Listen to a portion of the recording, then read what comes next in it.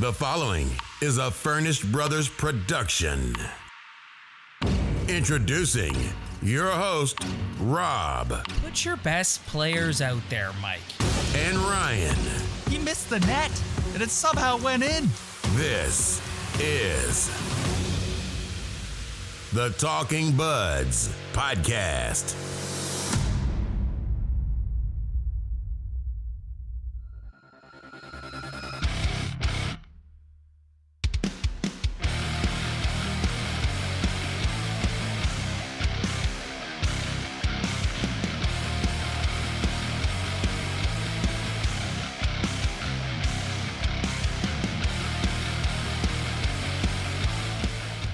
Yes, it is episode 16 of the Talkin' Buds podcast. Ryan, it has been a week since we last chatted, buddy. What an emotional roller coaster ride it has been. How are you doing? Where are you at right now? I have taken a one-way ticket to Negative Town, my friend. Oh, boy. I am the mayor of Negative Town now. I've tried to stay positive all year, come up with excuses for this hockey team, but I think I'm out of them about now, and I am taking a hard right into Negative Town. So last week when we left off, we were teeing up the Leafs' big showdown with the Tampa Bay Lightning, and we were trying to end it on a positive note, and we're like, listen, they're going to go into Tampa. We think they're going to play well. They're going to pick up a W. Freddie Anderson's going to play great. And that's exactly what happened. They went into Tampa. They played a great road game. They picked up a W, beat the best team in the league. Freddie stood on his head. And it was, and you at the end of the night, you're going, all right, this is good. This is a step in the right direction. This is what we needed. And then the following night, they go into Florida to play the Panthers and absolutely stink the joint out for 60 minutes. Like a game that was akin to the Avalanche game last Monday. Just an embarrassing, awful effort by the players, by the coach, everyone. Then last night, they play the Arizona Coyotes, a game that I don't think they played that poorly in, but they end up losing 4-2. My initial idea when we were going to do the show this week was they've got a big game this Wednesday against Washington. So I was like, you know what, we'll do a show after that. We'll have a game to talk about, whatever. But after getting up this morning and taking the temperature of Leaf Nation and just observing Leaf Twitter, I thought, you know what, we need to do a show today. We need to get out and talk about this right now. This is the biggest red alert I've seen in this era of the Maple Leafs. So I'm going to open it up to you now, Rye. When you watch this team, what do you see or what don't you see? I think there's so many things. And when you're talking about taking the Maple Leaf fan temperature and going on Twitter or reading all the articles written right now, there's like three different opinions that everyone's just split on. There's the Ron Hainsey stinks. Then you got the Jake Gardiner stinks, and then you have the William Nylander stinks. And those are the three areas of blame that I feel like people are choosing, and that's the direction they're looking at. And I also read an article today, and someone mentioned that this is just all just bad luck. Hockey's random, and it's just bad luck. And it's like, I don't see that. When I watch this hockey team right now, it's just everything. The defense isn't good enough. The forechecking isn't good enough. The goaltending is fine. I don't mind the goaltending, but it's just the play in the own end and the play down in the O zone, trying to get the puck, forechecking is just brutal right now. It's awful. You count the amount of times another hockey team gets out of their zone so easily. Just get the puck, first pass, they're in the neutral zone, they're down in the Leafs end. And then count how many times the Maple Leafs have breakouts like that. Never. It's always some guy, a winger getting pressured by the other team's point man, and then the turnover happens and boom, it's in the net. And it's so frustrating right now. And I feel like it's not just one thing, and that's why it's such a disaster right now, because it's so many things. And those so many things have resulted in the Leafs losing 6 of their last 7 games at home. And you're right, it's snowballing.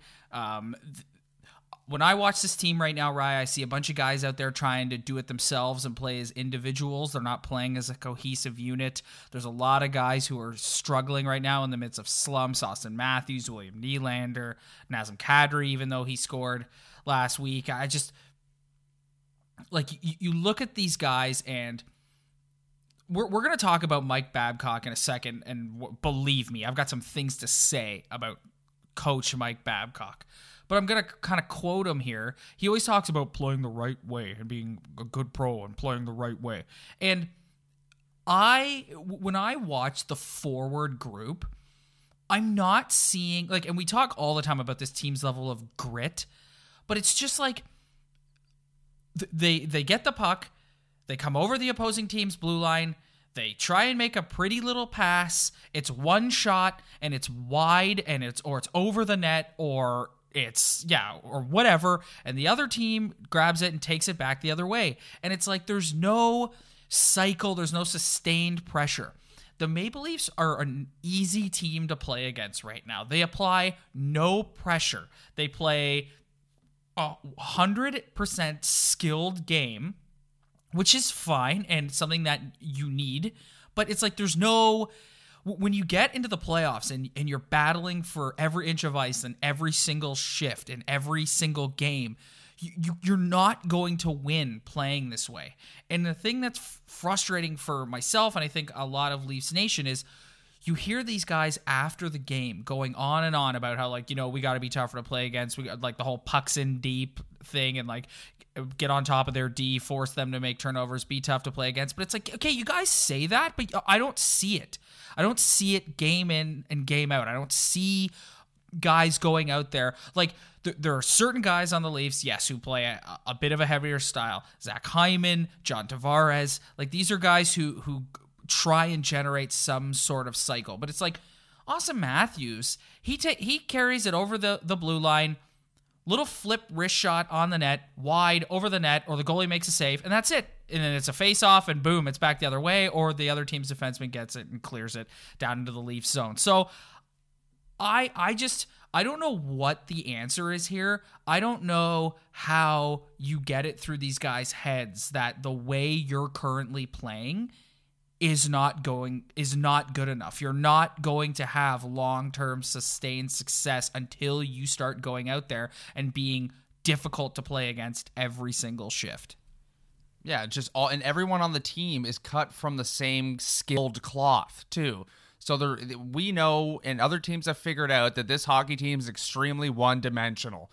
You shut down the stretch pass, you shut down the quote-unquote speed game, and that's how you beat the Toronto Maple Leafs, and you be physical. Like, that's how you beat them, and other teams have figured it out. And there's only one way this team plays, and that's skilled. And there's no other way for them to gain momentum throughout a hockey game. There's no big hit. There's no scrum in front of the other team's net with a couple punches to the face. There's no chirping back and forth. It's just, if we don't put it up on the scoreboard tonight, then we're going to get beat, and we're going to get outskated, and we're going to get out hit. And it's just too one-dimensional right now. And that's the problem with this hockey team. So one-dimensional, dude. It's brutal right now, and it's so hard to watch. You want to see them change. You want to see them make a systematical change. Harder on the forecheck. Maybe not stretch so far. Maybe not have forwards blow the zone early. But it's just nothing's changing, and the outcome isn't changing either. Let's talk about a certain group of guys who are really struggling, and there's no better place to start than with number 34 himself, Auston Matthews. He just doesn't look right to me. Rye. It's just like, it's all over his face. It's all over his body language. It's all over his play. He doesn't skate with the confidence and the swagger that he once had. He doesn't, like, dominate a game the way he did earlier in the season. What, in your opinion, is going on with Auston Matthews right now? Well, I think hockey players are allowed to go through a slump through their hockey career, but where I start to kind of run into trouble in my thought process is, I know we've talked contracts like crazy, but this is where it drives me nuts with Auston Matthews, though. It's because if he's going to get paid the number we think he's going to get paid, one of those high double-digit numbers, then he can't go through spells like this. Guys who are making $6 million can go through spells like this. I don't want to mention William Nylander, but if that's where it troubles me. It's like, okay, these guys are allowed to go through slumps, but if we're paying a guy that much money next year, he can't be going through a slump like this.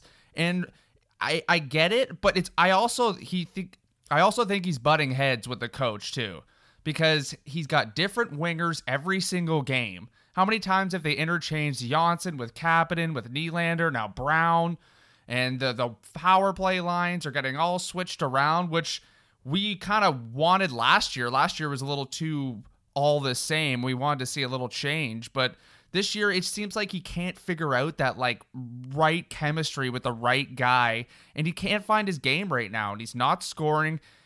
He said, he did the little interview the other day, and he said he thinks he's getting chances. I don't think he's getting as many chances as he thinks he is. No, because he's largely ineffective out there lately. He's a perimeter player right now.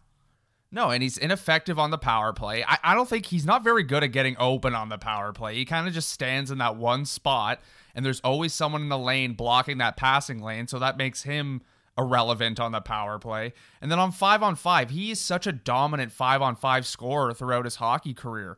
But right now, it's just he's not even getting solid chances to the net, even though he thinks he is. But what I'm watching a guy who's just shooting a puck through lanes that are filled with hockey sticks and bodies and never getting a clean shot on the net. It's showing right now because he can't score at all. And I know he wanted to get more assists, but we need goals from this guy. Do you think there's any health-related issue here? Like, do you think maybe he's not 100%? Well, I don't know. I don't know. I think people like to bring that up because it's just something they can blame it on and use it in their, oh, well, it's got to be his injury, whatever. But we don't know if he's injured or not. And if he was injured, I'm sure he wouldn't be playing. So if he's actually injured, then why is he in the lineup right now? Because like you said, right now he's largely ineffective, and they don't need that from him right now. And he needs to get over it if he is afraid he's going to get injured again, because this is the big boy league. This is the National Hockey League, bud. It's time to start producing. I agree. And I just feel like you touched on his relationship with Babcock there, and I definitely think that's part of it. I don't think we know for a fact in the offseason that Babcock went to see him. It was speculated all last year that he was not happy with his ice time and power play time and his line mates and all that sort of thing. And you can see the frustration all over, like I alluded to earlier, about his body language, and it's in his face. And I agree with you in that I think he is frustrated with his ever-changing line mates. And I think he sees that as something that's like stalling him and holding him back. But at some point, you said it, he's going to get paid a lot of money this offseason. And when you're paid like that, you don't get to have a sulk fest over not liking the coach. At some point, he's just got to look around and say, okay, this is what it is. I need to break out of this. And the reason why I think everyone's kind of speculating on his health is he has the ability, we've seen it time and time again, to take a game over, and he's just not doing that right now. I think part of it is that he's had issues with his shoulders. I think he is a little scared to have another shoulder injury and affect those contract negotiations coming up. Not insinuating that he's only worried about getting paid. Like, the guy's a professional athlete, takes pride in his performance as well, but he just doesn't look himself. It's very, very concerning. To me, that's the most concerning thing going on with the team right now, because this guy is your franchise player for the foreseeable future, and he looks like anything but a franchise player right now. Yeah, and he's responsible for carrying a line on this hockey team. It's called the Matthews line. It's called the Marner line. And it's called the Matthews line because he's supposed to be carrying that line 5-on-5. And right now he's just not doing that, man. And it's just, that's what's contributing to this losing streak right now. I'm not saying it's all on him, but when your best player is not contributing offensively, especially one of the best pure goal scorers in the NHL isn't contributing to your hockey team, then that's a recipe for losing hockey. All right, so we're going to move on and talk about some other players who are struggling right now, and we can talk about the power play and stuff. But I got something I got to get off my chest here, Rye, if you don't mind. Since we started doing this show, you want people to take you seriously, and I think one of the ways to do that is to be kind of even keeled. You know, you can ride the wave, so to speak, go through the lows and the highs and comment on things and whatever, and don't get too emotional about players or games or what have you. But I'm going to throw that out the window right now, okay? I am done with Nikita Zaitsev. I'm done with this guy. Well, it's like what I said earlier. It's why is it like everyone's blaming Hainsey and Gardner? Never once do I hear Zaitsev's name come up. He is their worst defenseman. And honestly, if you're listening to this right now and you want to argue Ron Hainsey's worse than Nikita Zaitsev with me, you know the Instagram handle. Hit me up. I will debate you on this all day. I'm sorry. Nikita Zaitsev stinks. He stinks. And he stunk awful. And he stunk for 2 years. Getting rid of Nikita Zaitsev and that contract needs to shoot right to the top of Kyle Dubas's priority list this offseason, because this guy is awful. Like, Jake Gardner for the last week has been the resident whipping boy. Well, not really longer than that, but it's been kind of like the volume's been turned up on the whole Jake Gardner thing. And everyone gets on Jake, myself included. But at least Jake has some offensive prowess. Like, at least he can make something happen in the offensive zone from time to time. Nikita Zaitsev contributes nothing in the defensive zone, nothing in the offensive zone. The guy stinks. I am done with Nikita Zaitsev. Why can we not move Travis Dermott up to that second pair and have him out there with Gardner and move Zaitsev down with Ozhiganov? Because Nikita Zaitsev is an absolute turnover machine liability when he's out there. His mistakes, when you watch them, they jump off the screen at you. I'm sorry. I've absolutely had it with Nikita Zaitsev. Yeah, he's terrible, man. He doesn't really do anything. And no one ever mentions his name. It's always Hainsey or Gardner. And it's like, hold your horses here. Like, Zaitsev's pretty bad too. It's pretty awful. That's an understatement of the year. He stinks. But we're in trouble here though, because everyone's already shipping defensemen out of town. And it's like, yeah, these guys stink, but if you ship all these guys out of town, you're not going to have a defense core. Like right now, it's like trade every single guy but Morgan Riley. Everyone sucks, and keep Dermott. But it's just, this is who we have this year, and goes back to the conversation of why we don't think they're going to get it done this year. It's because of these reasons, this defense core, this offensive one-dimensional hockey team. And guys like Nikita Zaitsev playing in your top four is not going to win you a Stanley Cup in this league. And they're not going to be in those later rounds fighting and battling with Nikita Zaitsev getting the amount of ice time he's getting right now. But the problem is you got no one to replace him because he's on a long-term contract. They got no one in the minors. There's no one coming. So this is who they have. And everyone, if you want to keep blaming Ron Hainsey, like, I think Ron Hainsey gets whipped more than Gardner does. Like, online, people just hate Ron Hainsey. And it's like, you know what? Ron Hainsey, I'm not a huge plus-minus guy, but the guy's like plus 23 right now. And Nikita Zaitsev stinks. And I you know what? Like, keep blaming Ron Hainsey, but I'm with you. I think Nikita Zaitsev's awful. He's the worst defenseman by a mile. And like I said, if you want to argue Hainsey or Gardner with me, I'm not disputing that Hainsey and Gardner aren't at this point top four defensemen. I'm not disputing that at all. But if you're going to sit here and tell me that Nikita Zaitsev is a better player than Hainsey and Gardner, you're crazy. You're crazy. Zaitsev has been their worst defenseman for 2 years now, in my opinion. Like, it's just, I've told you, I've snapped. I've absolutely had it with Zaitsev. He stinks. He absolutely stinks. Good luck getting rid of that contract too. Jeez. Well, let's talk a little bit about getting rid of that, because it was reported late last week that the Maple Leafs' first round pick is in play, along potentially with Andreas Janssen, which I'm guessing that took a hit last night with Janssen being out with a concussion. Hopefully he's not out. Like, concussions, you never know. You could be out a week, you could be out a year. So hopefully it's on the lighter side of that and he's back sooner than later.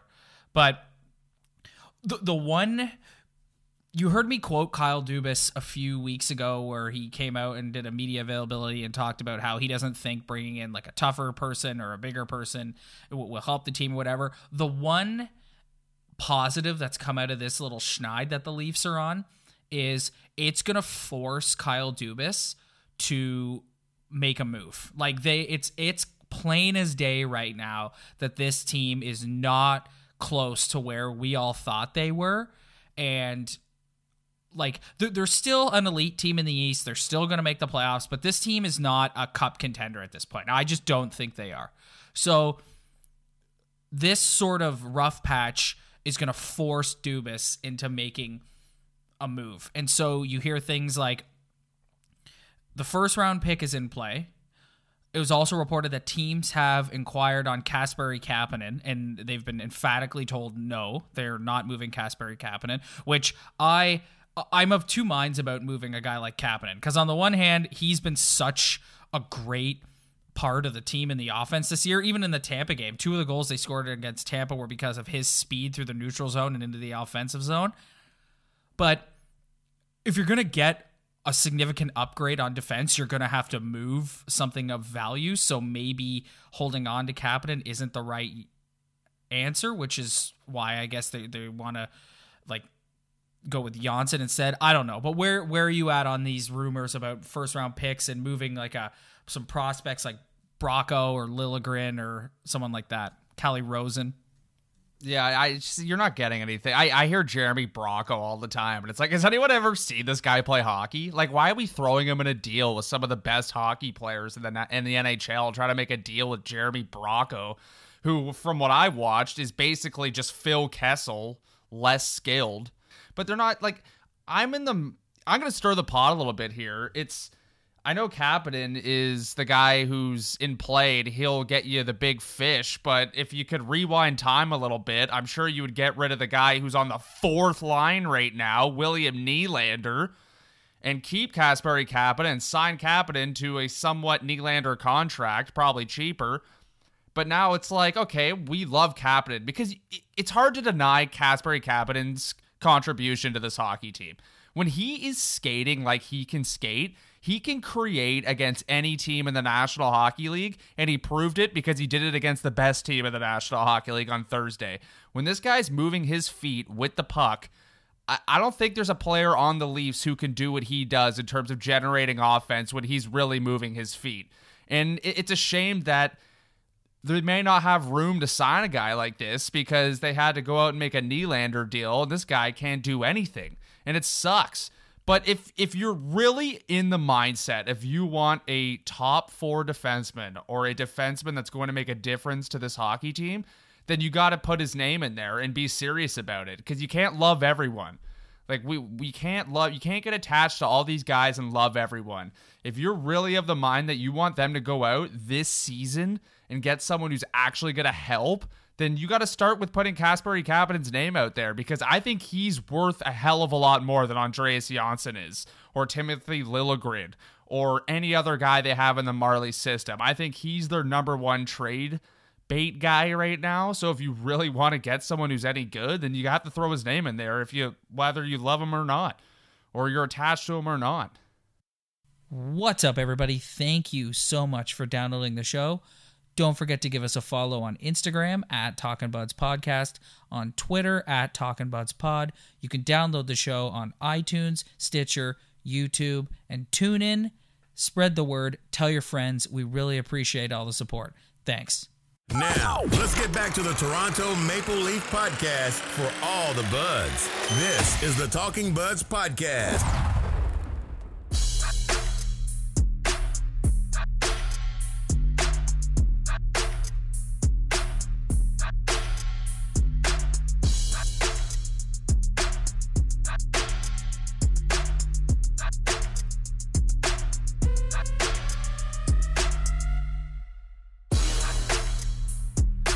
All right, Rye, I wanted to save the whole second block of the show for this particular topic. I want to talk about the coach.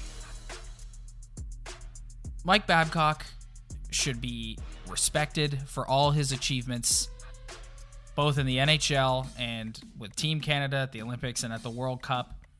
Mike Babcock is a good coach. He's a smart coach. He's an even better person.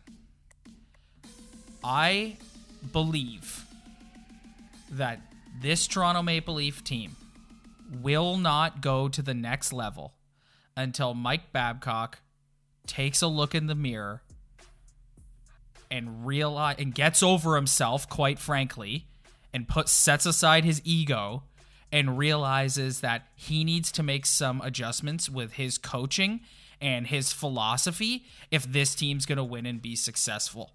The hard line matching that he doesn't really work. I was so angry the other day on Twitter when I'm looking and it says, listen, William Nylander is struggling. He has struggled since he's been back. He's not playing well. Why, in God's name, do you think that putting him down on the fourth line with Freddie the Goat and Par Lindholm is going to get him going? And not only that, you alluded earlier in the show to Auston Matthews' frustration with Mike Babcock. We're going to put Nylander down on the fourth line, and we're going to move Connor Brown, who's done a whole lot of nothing all season, up to play with the struggling Auston Matthews, because that's who Matthews needs to get him going. And it's just like these types of decisions are absolutely mind-blowing to me, and they're so frustrating. Where are you at with Babcock? I think me and you and everyone else can agree that Mike Babcock, though he's a good person, funny in the media, the way he talks, we imitate his voice, he's a character.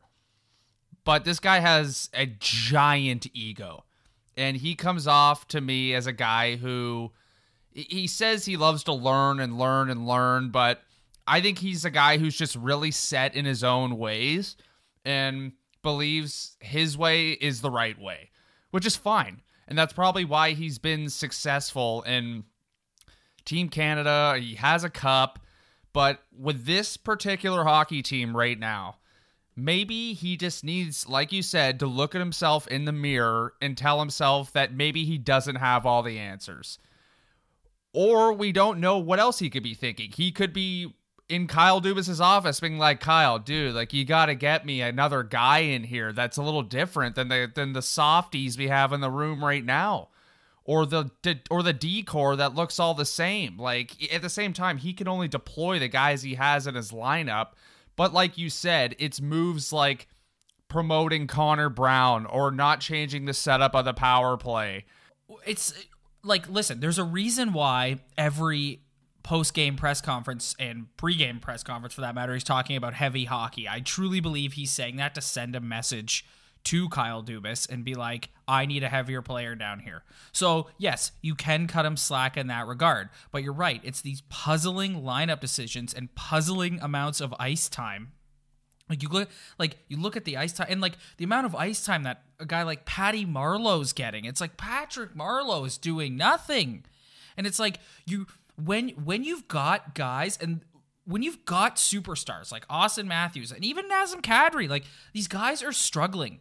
You need to put them in situations, like William Nylander too. Perfect example of this is William Nylander. Like, he needs to be put in a situation to succeed and to have chances. And when you put Matthews out there with a Connor Brown or Nylander out there with a Freddie the Goat, it's like, I don't understand the rationale. It's like, this team as constituted is going to win from scoring goals, okay? So when these guys aren't scoring, you need to be doing everything you can to get them scoring.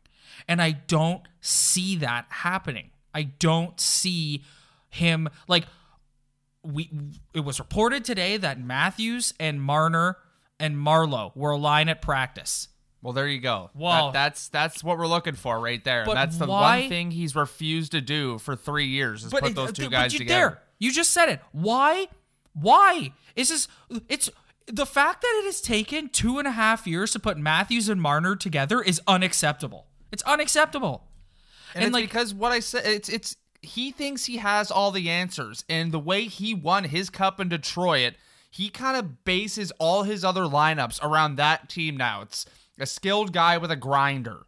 He just believes in that. That's why Connor Brown gets promoted. He believes that a goal scorer like Auston Matthews ultimately benefits by having a grinder on his line to go get him the puck back. The problem is Connor Brown doesn't get the goddamn puck back. The frustration with me is it's clearly not working, Mike. It's clearly not working. Like, so you gotta, so today finally he's been broken down enough to the point where he's like, all right, I guess I'll put Marner and Matthews together. It's like, I get that worked for Pavel Datsyuk. It's not working for Auston Matthews. He needs to have a consistent line mate that he can gel with. What drives me nuts, here's what drives me nuts with Babcock. You can set your lines to start the game, but if you're down in a hockey game with 10 minutes left in the third, I think you can walk up to Zach Hyman, as much as I love Hyman, well, maybe not Hyman, but walk up to Patty Marleau, everyone on the fourth line, and go, boys, like, we're sitting you down, and why don't you just load up a line? Put Marner, Matthews, Tavares, Marner, Tavares, Kadri, any of those combinations. Throw Kasperi Kapanen in there. Like, why not load up those lines and try to get people going at the end of the game? Because every single time he does load up that line, he does it after a penalty kill. He does it once. He'll put, like last night, he had Tavares, Matthews, and Marner out there. And Auston Matthews had probably his best chance of the whole night. He had a shot right out front, actually got it to the net, and he had that opportunity. Why don't you just do that at the end of hockey games when you need to get your hockey team going? Every other team does it. Tampa Bay did it the other night. See what they did the other night when they pulled the goalie? You had Stamkos on one side, Kucherov on one side. Those guys don't play together 5-on-5. But when you need to try to tie a hockey game, you put your big boys out there, and you look what happened. Tampa had a shooting gallery on Frederik Andersen for 3 minutes. One-timer, boom. One-timer, boom. Hedman to Kucherov, one-timer. Hedman to Stamkos, one-timer. And if it wasn't for Frederik Andersen, that game would have been tied. So why can't you just take a page out of that book and be like, we're going to load it up? Why can't we do that?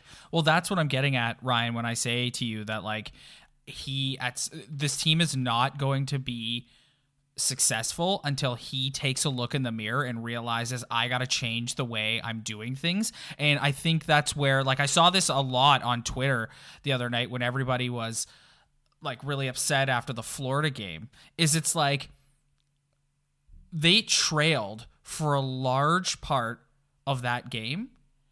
And Par Lindholm and Freddie the Goat are still going over the boards. Connor Brown is still going over the boards. Like, I love Zach Hyman too. Zach Hyman couldn't put the puck in the ocean. Like, I agree with you. So it's just like, why? Like, it's the unwillingness to make these adjustments. And like, everyone today is like applauding the fact that, like, yay, Mike finally put them together, Matthews and Marner. And it's like, why the hell has it taken this long? It's insanity to me. And he doesn't help himself. So it's like, yes, the personnel, you can only work with the personnel that he's given. But his top 9 is as good. He's got the best center depth in the league. And it's just like, but we're not making those in-game adjustments. We're so obsessed with line matching. It's like, I got news for you. Your defense is terrible. You're going to get pelted with shots no matter what line you match with the other team's top line. So say, to hell with this. And to your point, load up those first 2 lines and get them out there and try and create some offense. Try and get your struggling stars going. William Nylander is awful right now. He is terrible. He is struggling. He needs to be put in positions to succeed and produce points. Putting him with Freddie the Goat is not the right answer. God. Yeah, no, it really hit a boiling point for me the other night when you're watching them against Tampa Bay. And yes, they did walk away with a W. But this hockey team is the best hockey team in the National Hockey League. They have the top goal scorer and some of the most dynamic hockey players in the league. And they need to tie a hockey game. And John Cooper, who's coaching a team that is already in the playoffs, like he could take a nap and they'd still make the playoffs. And he's so obsessed with winning that he changes things up. And he puts out his two best shooters on the right side and the left side. Even though they don't play on the same line, he said, you know what? Why not put our best two shooters out there and try to tie this hockey game? And if it wasn't for the goalie, they could have scored 100. Like, they had so many opportunities, and I was just amazed that a hockey team that is so far ahead in points, who really doesn't need 2 points, is still so competitive and wants to win so bad that they're willing to load up a line and try to tie a hockey game. And it's like, Mike, I get you want to stick with your... It's like he has a coaching book, Mike's coaching rules, and whatever's in that book, he's going to follow. And in that book, it probably says, I don't want to load up a line. I want to try to keep balanced lines and line match. And it's like, dude, just, I know he tries to be the smartest guy in the room and have his way or the highway, and his way is the best way. But right now, it's not the best way. Well, it's clear. It's clear that Mike Babcock's favorite hockey player of all time is Pavel Datsyuk.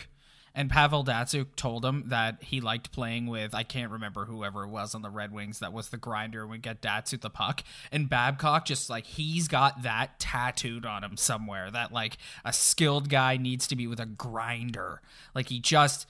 And that's probably what his aversion to putting Matthews and Marner together has been all these years. He's like, well, we need someone to go get the puck. It's like Mitch Marner is as good at getting the puck as anyone on the team. Probably the best person at going and getting the puck, in my opinion.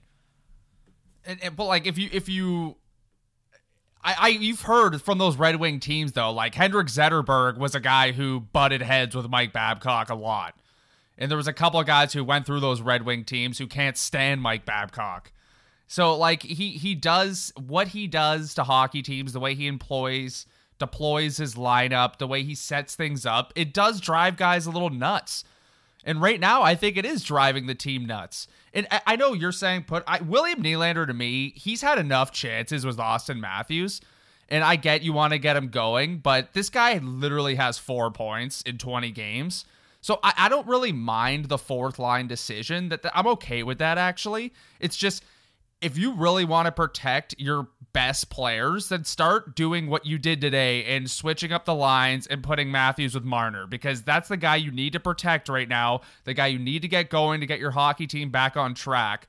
So yes, put him with Mitch Marner. No one's going to get you in trouble. Like you're the coach. You could do whatever you want. It's like he has some block in his mind that it's like, I can't put Matthews with Marner. I can't do it. Yes, you can. And you did it today, and hopefully we see it on Wednesday against the Capitals, because everyone wants to see it. We need to get this guy going, so just do it. So before we move on from this topic, I want to... You just talked about it with... We talked about it earlier in the show with Matthews and Babcock, and you just said that there were some old Red Wings players like Zetterberg and stuff who butt heads with Babcock. So do you believe that's a thing that's going on right now? Do you think there's some resentment going on or frustration in the room from the players towards the coach? I think it's amplified just because of the losing. Like, you can hate the coach, but if you're winning hockey games, it doesn't matter. But when you start losing like they're losing right now, especially at home, then it just amplifies everything. And then you start kind of being like, oh, well, I hate the coach. He's not doing this. He's not doing that, because everything's just negative right now. And when your hockey team's surrounded in negativity, then blame starts to kind of go around. I'm sure some of the players, when they go on their Fortnite Xbox Live party, are all kind of being like, Babcock should have put me out there. Why is Babcock putting this guy out there? They're talking. Well, that's what I think. I think, first of all, I truly believe that Auston Matthews is not a Mike Babcock fan. I wholeheartedly believe that. I think you can see that all over his face. I think that all the frustration that you see in Auston Matthews' body language and facial features is, or facial expression rather, is linked to the coach and how the coach utilizes him with respect to ice time, how he's seemingly been demoted. Like, it seems like a demotion to the second power play unit. I think guys do get frustrated with Babcock. I talked about earlier that I'm frustrated with it.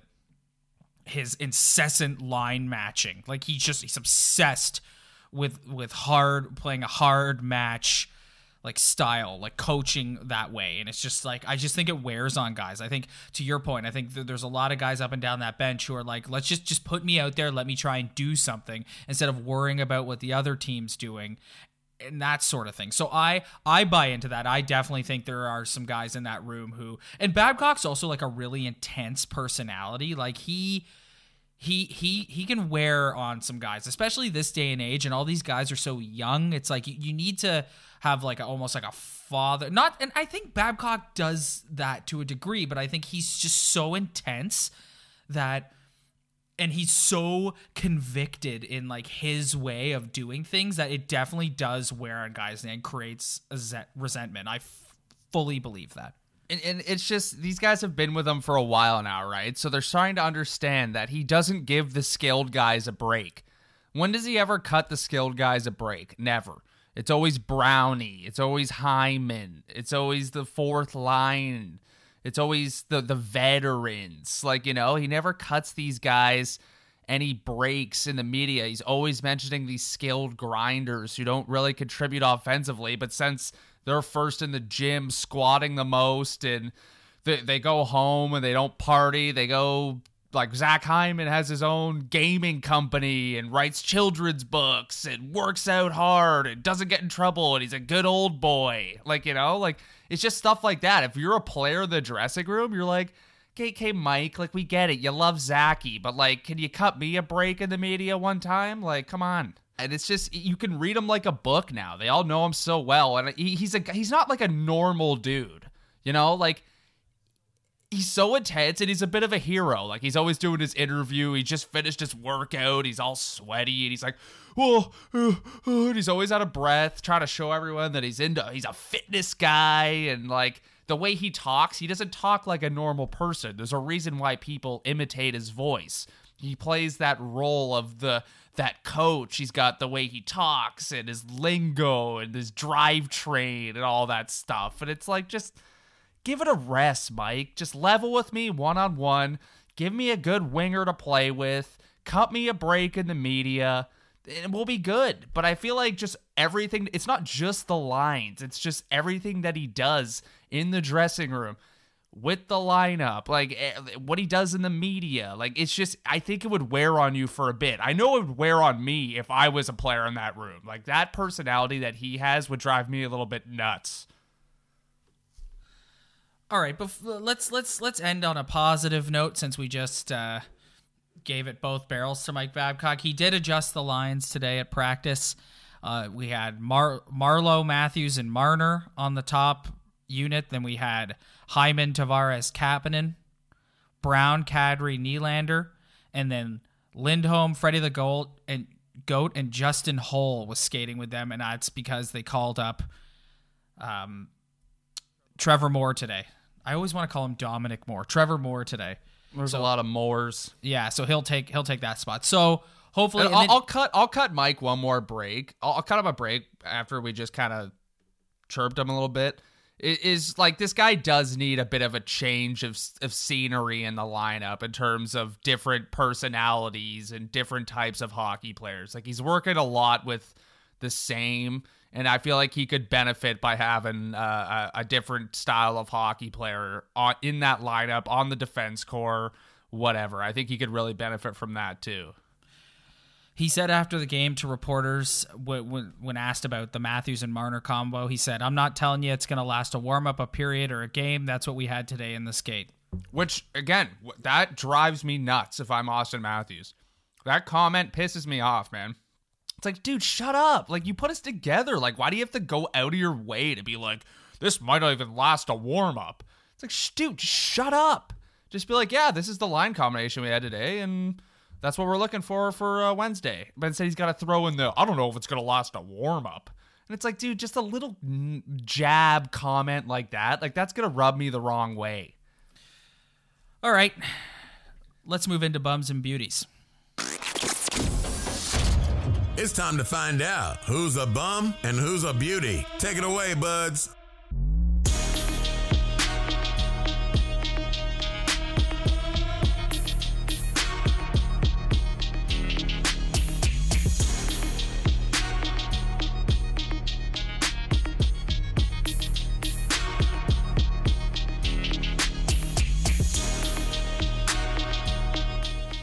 That's right. I think we've already kind of gone off and sort of, without saying it, selected our bums of the week today. I'm going to change it up. I'm going to go bum of the last 2 years, Nikita Zaitsev. He stinks. I'm tired of him. He's terrible. They need to get rid of him in the offseason. I try not to be emotional and impulsive when talking about players, like I said earlier, but I'm sorry. I'm done with this guy. I'm not going to go over all the reasons why. If you want to hear them, go back about 20 minutes in the show. Nikita Zaitsev, you're my bum of the last 2 years. My bum of the week are the people who are coming to the Leafs defense just constantly. Like, just constantly feel the need to just prove to all doubters that there's nothing wrong with this hockey team, and they cite that they're still second in the Atlantic, and this is still one of the greatest starts in franchise history. But the reason why it's driving me a little nuts is if you pull up the standings, there is only a 4-point difference between them being in the playoffs and out of the playoffs. Like, I get it. They're on a great start. They're having great individual years. But that's all gone now. This little slump has just shrunk that lead, and now everyone's compressed together in the standings, other than Tampa. But, like, You look at the Sabres, they're still in there. The Habs are right behind them. The Bruins are right behind them. Teams in the Metro are getting better. And it's starting to get a little concerning. And I'm sick of people just, oh, you know what? Don't worry about it. This is one of the greatest starts in franchise history. No, I think what you're getting at here is, like, I understand, like, people trying to keep, like, a positive outlook on it, and I get that, and I understand and respect that, but it's the condescending way that they kind of go about it, where it's like, relax, like a typical Leaf fan. Everybody's freaking out. Typical Leaf fan. Don't worry about it. They're still skilled, and it's like, yeah, but they, like, Rob, they're 6 points out of being out of the playoffs right now. I know. And it's like, this isn't, I get it. Like, this is one of the greatest starts in franchise history, but it's like, this franchise has sucked for most of its existence. So, like, I don't care about how good of a start this is. Like, look behind you. Everyone's caught up. Everyone's winning right now, and you're not winning. I get it. Like, I'm not going after individual guys, but you're allowed to be a little worried about this hockey team. Don't give me this is one of the greatest starts in history. It's like, well, they haven't won a cup in forever, dude. Like, they've sucked. Yeah. Stop. Like, it drives me nuts. Oh, my God. Yeah, I'm with you, bud. I'm totally with you. All right. Beauty of the week. Oh, boy. I'll go Freddie Anderson just from... I know they won that game in Tampa, but, dude, that guy was facing, like, the most grade A one-timers you will ever see in the National during a hockey game. I agree. They played a really, really good road game, but he's the reason they won. He was unbelievable. Dude, the last 5 minutes of that game, like, he was getting pelted with shots by two of the top goal scorers in the NHL on both sides, getting fed by maybe the best defenseman in the NHL. And he was getting pelted, and he kept them in there. And I know they capitalized on their offensive opportunities in that game, played a good road game, whatever. But this guy, like, literally was stopping some of the most grade A chances I've seen in a long time. All right, my beauty of the week. Last week when I named Marner, I said this is a recording, so I'm going to do that again this week. This is a recording. Kasperi Kapanen is my beauty of the week. I've been Kasperi Kapanen super fan all year. I love the guy. I love what he brings. I love his speed. I totally understand why they're reluctant to include him in a deal to get a defenseman. Why he's not their first choice of a young guy to move. I totally get it. What William Nylander hasn't been this year, Kasperi Kapanen has been, and I bet you if you got Kyle Dubas in a candid moment, he would say to you that maybe he wouldn't have done the Nylander, maybe let Nylander sit and given that spot to Kasperi Kapanen. I can't say enough good things about the guy. I thought he was fantastic last week against Tampa. I thought he was good again last night against Phoenix or Arizona or whatever they're called. Kasperi Kapanen, beauty of the week. Yeah, his speed is just undeniable, dude. Like, I understand why people love him so much and would he get attached to him. And honestly, like, it's just this guy can create so much when he just starts moving his feet and he has the puck and he's got finish and he can set people up. Like, it's hard not to love him. So doing the look ahead here, they're gonna get some. Honestly, they're gonna get some time off here, Ryan, and it might be exactly what this team needs. Wednesday night, they play a huge game against the defending Cup champions Washington Capitals. Is this the first time they've played the Caps this year? I think it is. No, remember they had that big game earlier in the year where they actually won when they were playing well. Yes, that's right. In Washington, you're right. So then after that, it's the All-Star break. So Friday night skills competition, Saturday All-Star game. Do you watch that, or is it something that you're just like, nah, I'm gonna take a break as well? I do not watch it. Yeah. I'm gonna be, unless it's like one of those couching nights and there's absolutely nothing on. I won't watch the skills competition. I'll go ahead and say I will not watch the skills competition. But if I'm just doing nothing and the actual like 3-on-3 games are on and I'm watching nothing and nothing's on TV, then I'll watch. Then I'll maybe turn it on and watch it. Right. Yeah, I feel that. So then after that, they're off for. So they play Wednesday and then they're off for over a week. They don't play again until next Friday, February 1st, against the Detroit Red Wings. And then the following night they play the Pittsburgh Penguins at home. So next week we've got pretty much a week off. So we're going to have to come up with things to talk about next week, Ryan. I'm sure there'll be some sort of drama somewhere within this organization that we'll be able to talk about. Yeah, no, I have no doubt about that either. All right.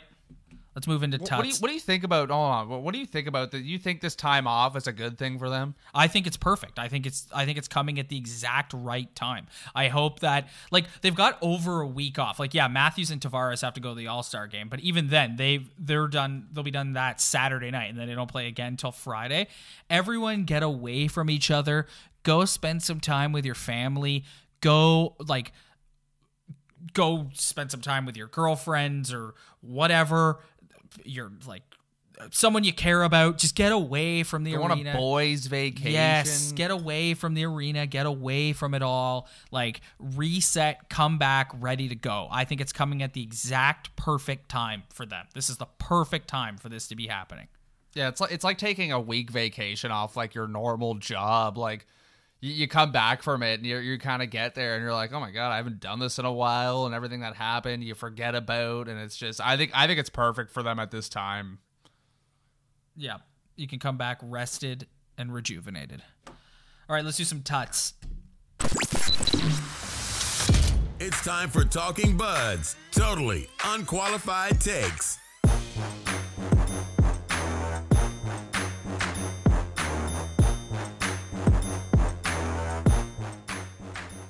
That's right, totally unqualified take. Ryan, I've been really thinking about what I'm going to say for this week's tut. I don't like going too far out because then honestly you forget about them and they just kind of don't matter anymore. Last week we were bang on with our tuts. You said the Leafs were going to go into Tampa and pick up a W, and I said they were going to do that on the heels of a great performance from Freddie Anderson, and that's exactly what happened. So I'm going to just base mine around Wednesday's game against the Washington Capitals. The new Matthews and Marner and Marleau line stays together for that game, and the Leafs barely squeak out a W at home. Yeah, I was trying to think of something for that Washington game too.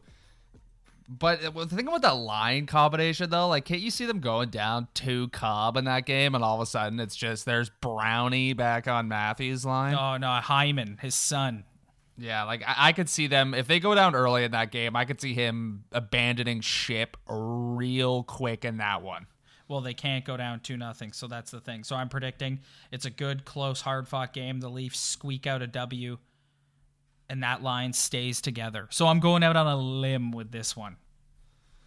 All right. Well, I you know what? I'll go against you on that one. I maybe I won't go with the lines because I was thinking about that, and I honestly haven't really made up my mind if Babcock will stick with it or not. But I'll say that they go down the tube and lose against Washington on Wednesday, and this stretch of games before this time off ends ugly, and they go in real negative into the break after losing to the Washington Capitals. That's good. It's good that you did that. We get some of our feedback we get is that we don't disagree, and we're not enough like the U.S. sports media people who just spend an hour arguing, just yelling at each other, arguing points that they don't even believe in. Yep, just so they can have opposing takes. All right, so there you go, opposing tuts, and we will regroup here next week and see who had the right idea. Yes, we will. All right, that'll do it for episode 16, everybody. Thank you for downloading. We'll catch you next week.